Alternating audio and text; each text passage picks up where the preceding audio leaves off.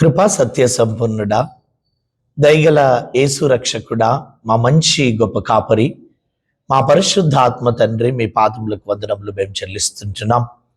గడిచిన రాత్రి మమ్మలను కాపాడి ఉదయకాలమే మీ నామాన్ని గణపరచుటకు, మీ నామమును స్తుతించుటకు, మహిమపరచుటకు, వాక్యమును ధ్యానించుటకు మీరు మాకు అనుగ్రహించిన ఈ గొప్ప తరుణమును బట్టి, భాగ్యమును బట్టి మీకే వందనములు మేము చెల్లిస్తుంటున్నాం. దయగల తండ్రి, మేము వాక్యమును ధ్యానిస్తూ ఉంటుండగా మీ పరిశుద్ధాత్మ నడిపింపు మాకు అందరికి అనుగ్రహించమని, మమ్మల్ని అందరినీ ఆశీర్వదించమని, మీరు మహిమ పొందమని యేసుక్రీస్తు సర్వశక్తిగల నామంలో ప్రార్థించుచున్నాము తండ్రి, ఆమెన్. తండ్రి, కుమారుడు, పరిశుద్ధాత్మ సర్వశక్తి కలిగిన త్రియేక దేవునికి నేను మొట్టమొదటిగా వందనములు, కృతజ్ఞతాస్తుతులు నేను చెల్లించుచుంటున్నాను. మరి అంతేకాకుండా ఇటు మంచి అవకాశమును బట్టి మొదటిగా గౌరవనీయులైనటువంటి మన బిషప్ తండ్రి గారికి, అధ్యక్ష మండల పెద్దలకును, టౌన్ డిసిసి చైర్మన్ గారికి, మరి అంతేకాకుండా కమ్యూనికేషన్ సెక్రటరీ గారికి ప్రత్యేకంగా నా హృదయపూర్వకమైనటువంటి వందనాలు నేను తెలియజేస్తుంటున్నాను. మరి అంతేకాకుండా వీక్షిస్తున్నటువంటి దేవుని పరిశుద్ధ సంఘం అంతటికి యేసుక్రీస్తు నామంలో శుభములను తెలియజేస్తూ, ఆ దేవాది దేవుడు మిమ్మలను, మీ కుటుంబాలను సమృద్ధి అయిన ఆశీర్వాదముల చేత ఆశీర్వదించాలని నేను మనసారా దేవుణ్ణి ప్రార్థన చేస్తా ఉంటున్నాను. ఈరోజు దేవుని బిడ్డలారా, మార్నింగ్ మన్నా, హిజ్ వర్డ్ అవర్ స్ట్రెంగ్త్, ఈ యొక్క చక్కటి ప్రోగ్రాం ద్వారా దేవుని వాక్యమును ధ్యానిస్తుంటున్నటువంటి మనకు ఈరోజు మనకు ఇవ్వబడినటువంటి అంశము, the Lord's truth will keep you firm. Bible గ్రంథ వాక్యము మనము గమనించినట్లయితే యోహాను సువార్త 8వ అధ్యాయము 31-32 వచనములు గమనించినట్లయితే, కాబట్టి యేసు తనను నమ్మిన యూదులతో, మీరు నా వాక్యమందు నిలిచిన్న వారైతే నిజముగా నా శిష్యులయుండి సత్యమును గ్రహించెదరు. అప్పుడు సత్యము మిమ్మును స్వతంత్రులుగా చేయనని చెప్పగా, చదువుబడినటువంటి ఈ లేఖన భాగమును మనం ధ్యానం చేస్తూ ఉంటున్నాం.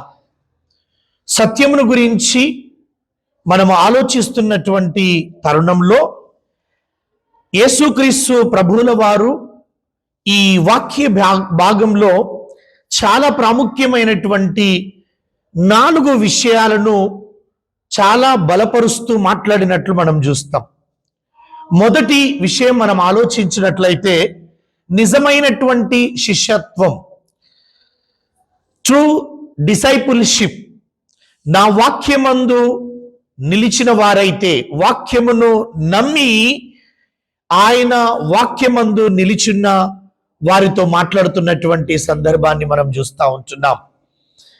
నమ్మినటువంటి యూదులతో నమ్మకానికి, రక్షణకరమైనటువంటి విశ్వాసానికి మధ్య ఉన్నటువంటి వ్యత్యాసమైనటువంటి మర్మాన్ని ఈరోజు మనము గ్రహించే వారంగా మనం ఉండాలి.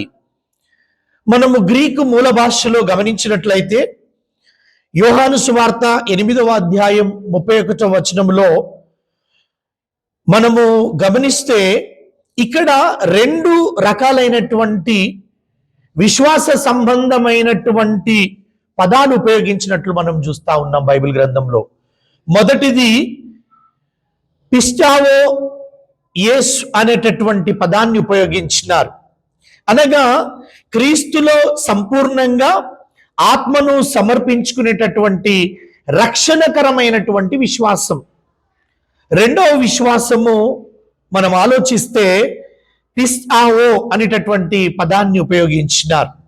అనగా ఈ విశ్వాసం ఎలాంటిదంటే అద్భుతాలు చూడడం, లేదా యేసు ప్రభు యొక్క బోధ నచ్చి తాత్కాలికంగా మాత్రమే అంగీకరించే సందర్భంలో ఈ 2 పదాలు ఉపయోగించినట్లు మనం చూస్తాం.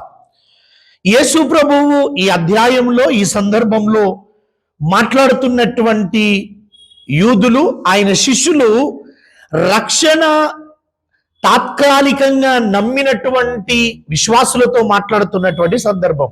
అందుకనే ఈ యోహాను సువార్త 8వ అధ్యాయం 31వ వచనంలో, మీరు నా వాక్యమందు నిలిచి ఉంటేనే మీరు నాకు నిజమైనటువంటి శిష్యులు అని యేసుక్రీస్తు ప్రభువుల వారు వక్కానించి మాట్లాడుతున్నటువంటి సందర్భాన్ని మనం చూస్తుంటున్నాం. ఎందుకు ఈ విధంగా మాట్లాడాల్సినటువంటి సందర్భము మనం ఆలోచన చేస్తే, ఇదే అధ్యాయములో 8వ అధ్యాయం 59వ వచనములో యేసుక్రీస్తును చంపడానికి రాళ్ళు ఎత్తినటువంటి శిష్యులను వీళ్ళనే మనం చూస్తా ఉన్నాం. అంతేకాకుండా మనం ఆలోచన చేస్తే యాకోబు పత్రికలో 2వ అధ్యాయం 19వ వచనంలో చూస్తే, ఇక్కడ శిష్యులు ఆరంభంగా అనగా అపవాది కూడా దేవుడు ఒక్కడే అనేటటువంటి నమ్మి వణుకుతున్నట్లు మనం చూస్తాం. అనగా ఈ నమ్మడం అనేటటువంటి ఆలోచన ఏంటిదంటే, ఇది తాత్కాలికంగా కేవలము అప్పటి బోధలు అప్పటికి పరిమితమై వారు నమ్మి యేసు ప్రభువును వెంబడిస్తున్నారు. కానీ వారి విశ్వాసము వేరు పారి లోతుగా ఉన్నట్లు మనము ఆ విధంగా ఉన్నట్లుగా మనం చూడటం లేదు. ఇది చాలా ప్రాముఖ్యమైనటువంటి విషయం. రెండవ విషయం మనం ఆలోచన చేస్తే, నా వాక్యమందు మీరు మొదటిది నమ్మాలి, రెండవది నా వాక్యమందు నిలిచి ఉండండి అని మనం చూస్తాం. గ్రీక్లో దీనిని మెనో అనేటటువంటి పదాన్ని ఉపయోగించినారు. అంటే దేవుని వాక్యంలో మనం నివాసం ఉండాలి, దేవుని వాక్యంలో మనము నిలిచి ఉండాలి అనగా ఆ వాక్యములో స్థిరపడేటటువంటి బిడ్డలుగా ఆధ్యాత్మికంగా హత్తుకపోవడం అనేటటువంటి అర్థాన్ని ఇచ్చేటటువంటి మెనో అనేటటువంటి పదాన్ని ఉపయోగించినారు. గ్రీకులో దీనికి సరి అయినటువంటి పదం యాషావు లేదా దాబాక్ అనేటటువంటి పదాన్ని ఆది కాండంలో ఉపయోగించినారు. దీనికి లోతైనటువంటి మర్మం మనం ఆలోచన చేస్తే, ఇక్కడ ఆది కాండము 2వ అధ్యాయం 24వ వచనంలో చూస్తే, పురుషుడు తన తల్లిదండ్రులను విడిచి తన భార్యను హత్తుకొనును, వారు ఏక శరీరమయ్యుందురు అనేటటువంటి సందర్భంలో ఈ హత్తుకోవటం, స్థిరపడటం అనేటటువంటి ఆలోచన, నిలిచి ఉండేటటువంటి ఆలోచన మనం చూస్తా ఉన్నాం. అనగా నిలిచి ఉండడం అంటే ఇది కేవలము పుస్తకము కాదు, విశ్వాసి లోపల ఒక ప్రాణవాయువు ఆలోచనలకు, నిర్ణయాలకు నిరంతరమైనటువంటి మార్గదర్శిగా మనం చూస్తా ఉన్నాం. తాత్కాలికంగా భావోద్వేగంతో నమ్మేటటువంటి వారు వేరు, వాక్యాన్ని పట్టుకొని చివరి వరకు నిలిచి ఉండే నిజమైనటువంటి శిష్యులు వేరు. కనుక మనము ఆయన వాక్యమందు స్థిరపడాలి, వాక్యమందు నిలిచిన వారంగా ఉండాలి. మూడో విషయం మనం ఆలోచన చేస్తే, సత్యమును మనం గ్రహించాలని యేసుక్రీస్తు ప్రభువుల వారు బోధిస్తా ఉన్నారు. నోయింగ్ ద ట్రూత్ అనగా సత్యమును గ్రహించడము అంటే గిన్యోస్కో అనేటటువంటి హిబ్రూ పదాన్ని ఉపయోగించినారు. ఆ హిబ్రూలో యాదా అనేటటువంటి పదాన్ని ఉపయోగించినట్లు మనం చూస్తాం. అనగా దీని అర్థం ఏంటిదంటే, సత్యమును ఎట్లా గ్రహించాలి అంటే అనుభవపూర్వకంగా, వ్యక్తిగతంగా అనుభవించేటటువంటి సత్యం. లోతైనటువంటి ఆ సత్యాన్ని కేవలం సిద్ధాంతపరంగానో సమాచార పరంగానో నమ్మడం కాదు, కానీ వ్యక్తిగతంగా నీ జీవితంలో సత్యాన్ని గ్రహించేటటువంటి వారంగా ఉండాలని మనము ఆలోచన చేస్తా ఉన్నాం. యేసుక్రీస్తు ప్రభువుల వారు అనగా ఆయన యొక్క స్వభావాన్ని, ఆయన కలువరి శిలువలో ఆయన చేసినటువంటి త్యాగపూరితమైనటువంటి ఆ మరణ జీవితాన్ని, యేసుక్రీస్తు నీ కొరకు పెట్టినటువంటి ఆ ప్రాణ త్యాగాన్ని నీ వ్యక్తిగతమైనటువంటి జీవితములో అనుభవపూర్వకంగా నీవు ఆ యొక్క సత్యాన్ని గ్రహించేటటువంటి బిడ్డగాను ఉండాలని దేవుడు సత్యాన్ని గ్రహించాలని జ్ఞాపకం చేస్తా ఉన్నాడు. చివరిగా మనం ఆలోచన చేస్తే నాలుగో విషయం ఏంటిదంటే ఆధ్యాత్మికంగా ట్రూ ఫ్రీడమ్, సత్యము మిమ్మలను స్వతంత్రులుగా చేస్తుంది అని యేసుక్రీస్తు ప్రభువుల వారు మన జ్ఞాపకం చేస్తా ఉన్నారు. అనగా స్వతంత్రులుగా చేయడము అనంటే దాని అర్థం ఏంటిదంటే ఆధ్యాత్మికంగా పాపం అనేది కేవలం మనం చేసేటటువంటి చిన్న పొరపాటు కాదు, కానీ అది ఒక అధికారము కింద మనం ఉన్నట్లు మనం చూస్తాం. యోహాను సువార్త 8వ అధ్యాయం 34వ వచనంలో చూస్తే పాపము చేయు ప్రతివాడు పాపమునకు దాసుడని యేసు స్పష్టం చేసినట్లు చూస్తాం. స్వాతంత్రం అంటే ఈ లోకపు నిర్వచనం ఏంటిదంటే నీకు ఇష్టం వచ్చినట్లు జీవించడం, బ్రతకడము కాదు దేవుని బిడ్డలారా. దేవుని చిత్తానికి వ్యతిరేకంగా జీవించే బానిసత్వము నుండి విడుదల పొంది సంతోషంగా పవిత్రమైన పరిశుద్ధమైనటువంటి జీవన విధానాన్ని జీవించడమే స్వాతంత్రంగా మనం బోధిస్తా ఉంది బైబిల్ గ్రంథం. కనుక ఈరోజు వాక్యం వింటున్నటువంటి పరిశుద్ధ సంగమా, మనిషి తన బలముతో పాపపు అలవాట్లను, పాపపు సంఖ్యల నుండి విడుదల పొందలేడు, కానీ యేసు క్రీస్తు అనేటటువంటి సత్యము నువ్వు నీ హృదయంలోనికి ఆహ్వానించినప్పుడు, ఆ సత్యము నువ్వు గ్రహించినప్పుడు ఆ సత్యము నిన్ను స్వతంత్రులుగా చేస్తుంది. అందుకనే యేసుక్రీస్తు ప్రభువుల వారు నేనే మార్గం, నేనే సత్యము, నేనే జీవమని బోధించినారు.